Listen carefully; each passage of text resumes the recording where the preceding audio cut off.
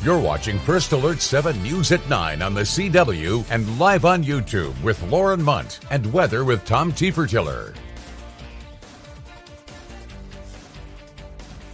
I feel like menopause, perimenopause is somewhat taboo, and we're kind of changing that. We're making it where women are happy to talk about it, share information about it, tell each other what helps when you're facing whatever symptoms might be coming along.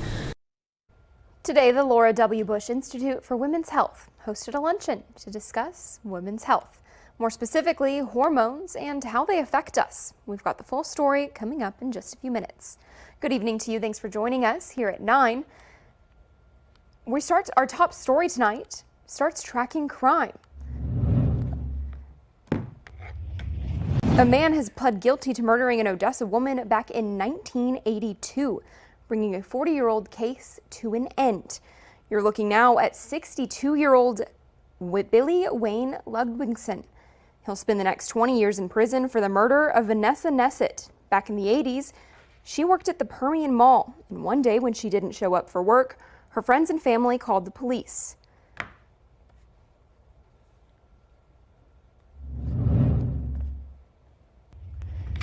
Continuing coverage now, the Midland City Council has unanimously called on members of the community to come together to avoid litigation and work towards a solution. Mayor Blong added that the City Council will be part of the solution. Midland ISD released another statement to First Alert 7 this afternoon, saying the district was surprised by the city's call for all three groups to come together and avoid litigation. That reads in part, quote, that it has never been the district's intention to engage in legal action against any party in relation to this matter. And it goes on to say that the district previously received confirmation by the City of Midland's attorney that there are insufficient legal grounds for action to deviate from the voter-approved plan to build a new high school. The full statement from the City of Midland and Midland ISD can be read on our website, firstalert7.com. We're going to take a pause now and talk your weather forecast with Chief Meteorologist Tom Tiefertiller. Not that guy. This guy. Well, all righty, let's go ahead and take a look at high temperatures today across the area as we've seen those readings into the mid to lower 80s across the area. We're up to 90 in Monahans. That was a little bit after that front rolled through, so we are looking at better conditions across the area. Taking a look outside, Big Spring, hello, hotel settles. We are seeing temperatures right now at 69 degrees over in Howard County. Mid to lower 70s across the Permian Basin right now.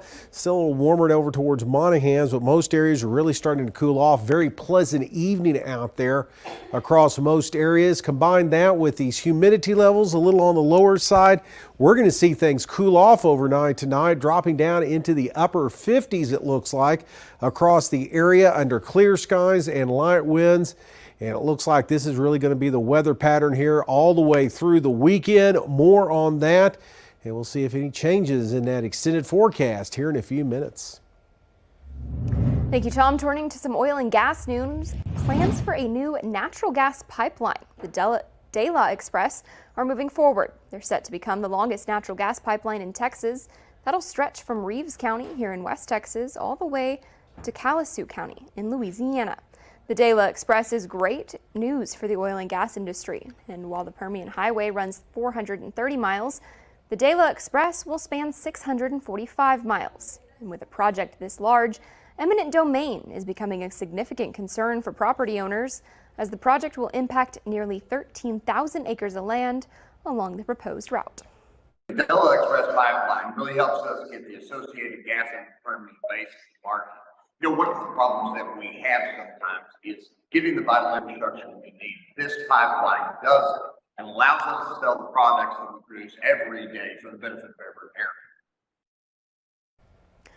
While the pipeline promises benefits for oil companies, it also poses significant challenges for landowners along the proposed route. And even though property owners can't stop the project or force it to take a different path, they are entitled to compensation, whether that's payment for the land being taken or any reduction in the remaining property's value due to the project. If someone's property is in the path of a project like this, they're going to be given one opportunity to get all compensation for the taking and any damages that occur to their property. For property owners along the proposed pipeline route, it's highly recommended to consult with a lawyer who specializes in this particular area of law. This will protect their rights and ensure that they maximize their compensation. Today, the Laura W. Bush Institute for Women's Health hosted a luncheon that focused on the impact of hormones on women's health. The theme for today's presentation was Feed Your Mind and Mind Your Hormones, to advocate and educate women on their health. Navigating hormonal changes can be difficult, especially when you're not given the tools to understand it. Haver says that over the last few years, they've discovered that there are estrogen receptors, testosterone receptors, and protestosterone receptors in every organ system of your body. This causes more changes in your body than you may think. So menopause used to be thought of the end of fertility, which is true, and maybe a few hot flashes, but it actually affects our brains, our bones, our gut, our muscles, our skeletal, and so the symptoms that a woman can experience range from head to toe. One of the thoughts passed around at the luncheon is that women are under-researched. With little to no information given about women's health, the event gave other OBGYNs the opportunity to share this information with their own patients. In September is National Suicide Prevention Month. Today, over 1,000 Big Spring High School students listened to a motivational speaker about overcoming hardships as part of the West Texas Center's No One Can Stand Alone event. Nathan Harmon is a speaker who has overcome many hardships, including drug and alcohol abuse, self-harm, and a prison sentence.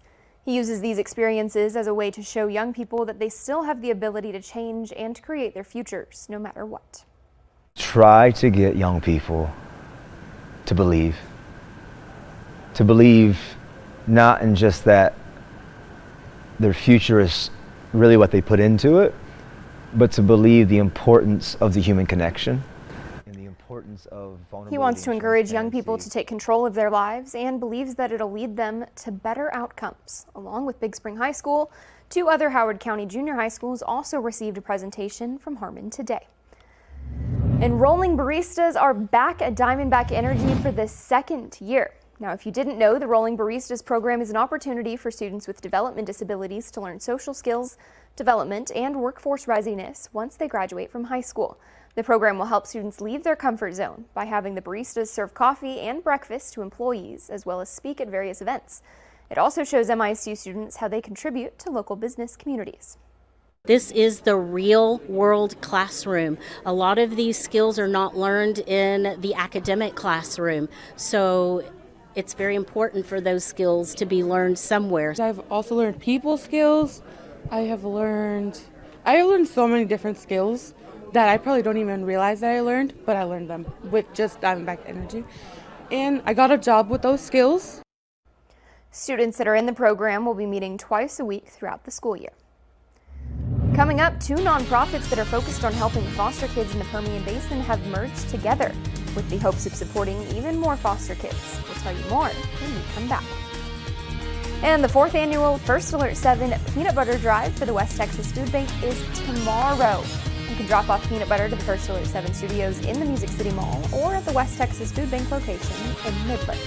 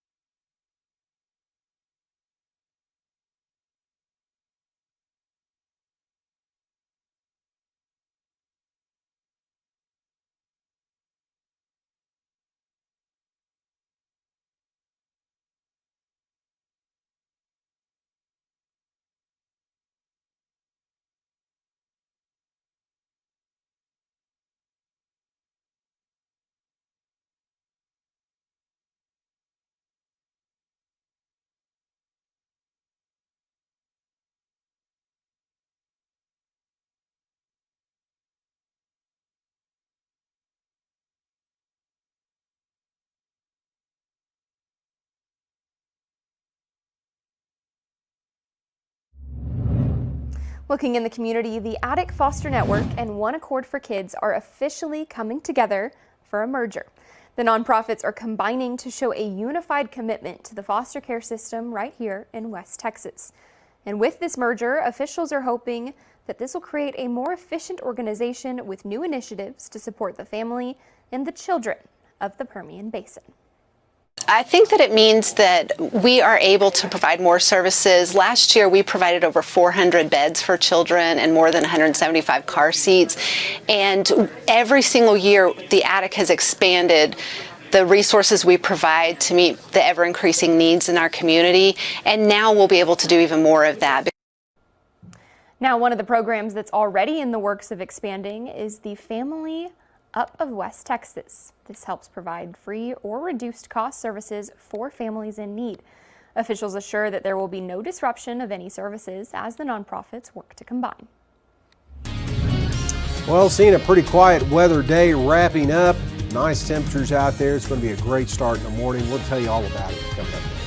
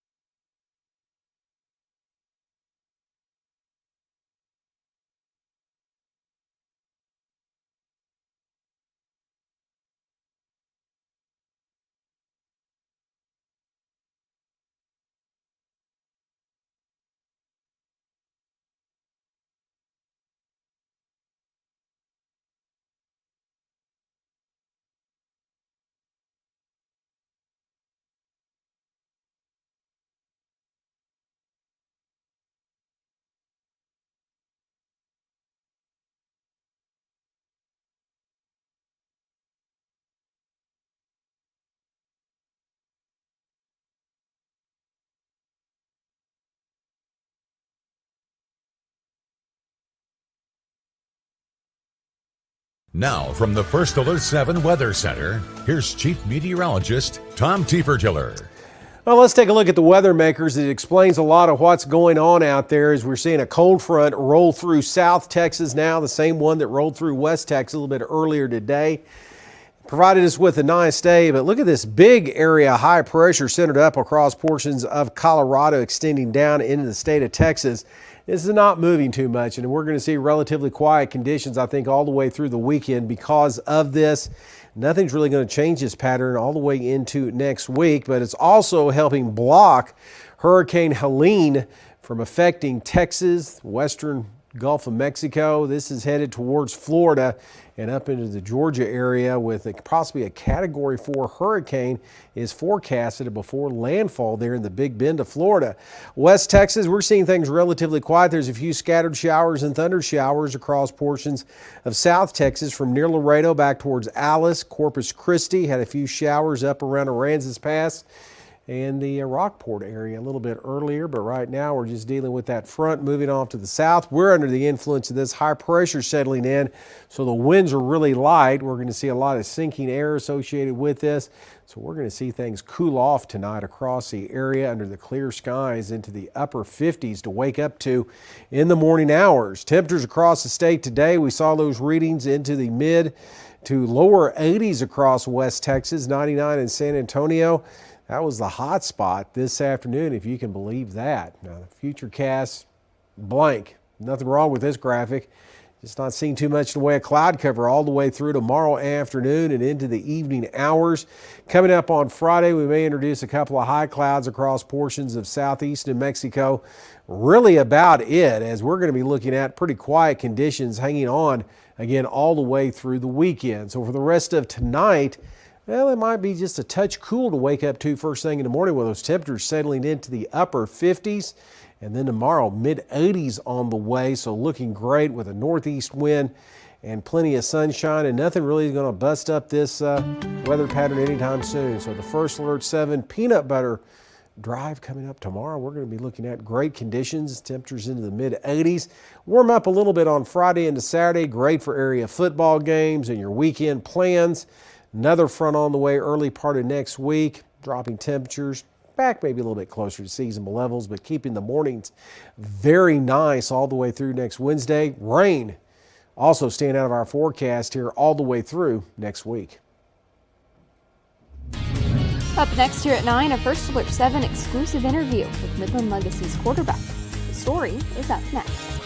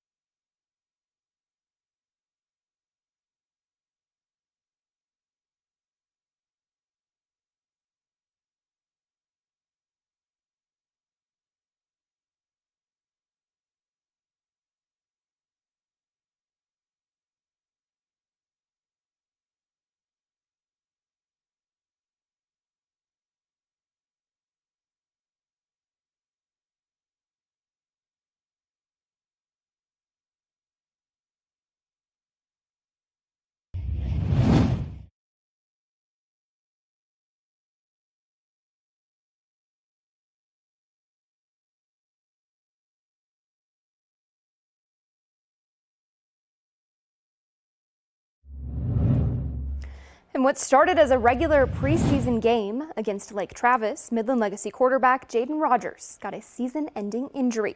In an exclusive interview with First Alert 7 sports director Jair Brooks Davis, Jaden confirmed that he suffered a torn ACL and flipped meniscus after he was horse-collared.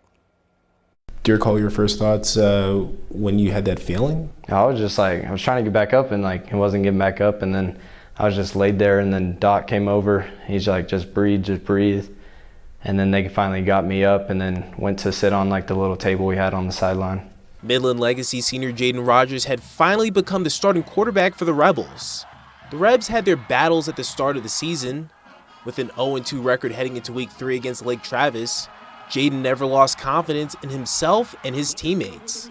How were you feeling in that game as time was going on? I was feeling great. We were right there neck and neck with them. I knew that we just kept where we had to keep going on offense and keep the pace up, tempo up, and we just took it series, like as we were saying, like the sidelines in the hot area, next series after we came off the field. We were just right there neck and neck with them. I felt great about the game. With a close game in the second quarter, everything turned upside down for the Rebels after Jaden was horse-collared and felt pain in his knee. Despite the pain, Jaden left the field with a message for his team. As soon as I got carded, I was just telling him, keep fighting, keep playing, next play, like let's go win. During halftime, Rebel football head coach Clint Hartman along with Jaden's family checked on him. The Rebels would fall to Lake Travis, but the question of Jaden's status was still unanswered. Jaden went for an x-ray and an MRI the following day. The x-ray came back negative with no broken bones, but the MRI revealed a flipped meniscus and a torn ACL.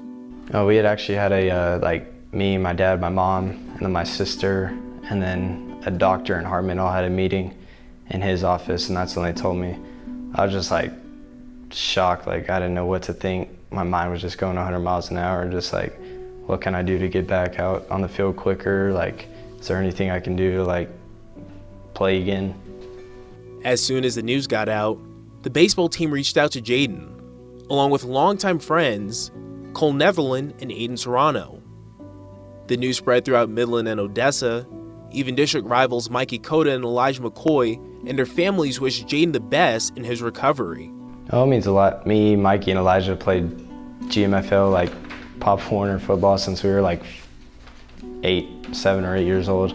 Played all the way through 6th grade, so I built a strong relationship with those guys over the years, and we've always been pretty close friends. Head coach Clint Hartman has commended Jaden's outlook and positivity. The kid got his butt on some crutches. He rode down there uncomfortably, and he was coaching his butt off to help JP like that. So you want to talk about a guy that you want to come home and hopefully someday that guy's marrying your daughter? That's Jaden Rogers, because he's a winner in life. He's going to figure this thing out, but he didn't back down from it because there ain't nowhere to hide. He said, Coach, God has a plan, and I'm going to figure it out. Jaden is officially done for the football season. He's been trying to help assist sophomore JP Reyes in fitting in with the offense. I'm just trying to keep him confident in himself, because he's a great player, a great quarterback, as y'all saw last week versus Abilene High. He showed what he's capable of. I'm just trying to help him if he has any questions like about defenses or our offense and what we're trying to do going into games. Just be there for him, and if he has anything, just to let me know. Before his senior year, Jaden receives a scholarship from UTPB. Even through the injury and the adversity that he's going through, head coach Chris McCullough is still extending the offer. What does that mean to you for him to honor the offer? Oh, it means a lot. I built a great relationship with those guys at UTPB. I even went to their game this past Saturday, and I even had text from their quarterback coach, and then he was just texting me after the game because he was at the game when it happened. He was just sending his regards and everything, so it really meant a lot. The immediate goal for Jaden right now is trying to find a way to make it for baseball season. Physical therapists told Jaden it could be a 6-month recovery process, and he's willing to put the extra effort in over the next few months to ensure a return. And with a support system in his family, the senior remains in good spirits. Oh, it's awesome. I know they love me and I love them too, and they're going to be with me through anything and everything. I just want to thank the community of Midland and some of Odessa that reached out and just sent their regards, and everybody that's just talked to me over the past couple of weeks and just told me to keep going and keep my head up. I just want to thank them, and then, yep.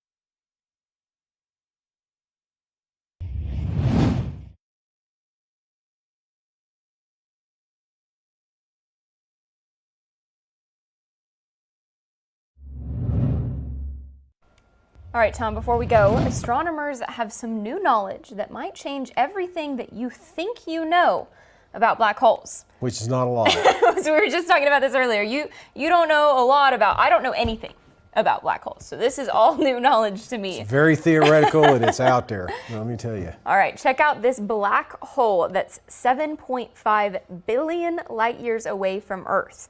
And the flares that you can see are massive jets of material that are shooting from both sides of it. That right there, the fire, that's the jets.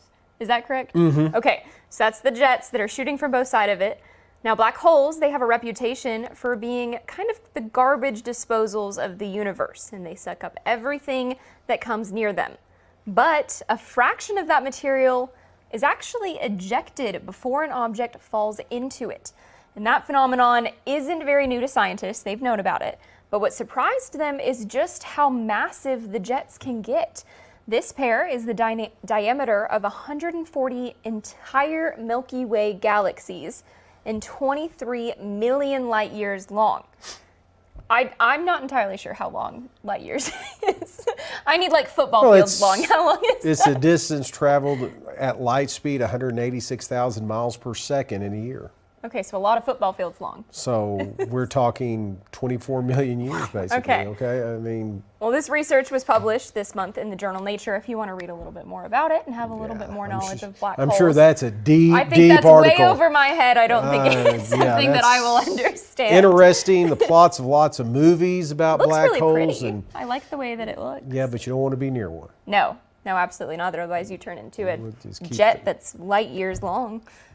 And we're looking back a billion years. Wow. It takes That's that long crazy. for the light to get here to us, to make that image. That's crazy. That's It something looks else. So cool.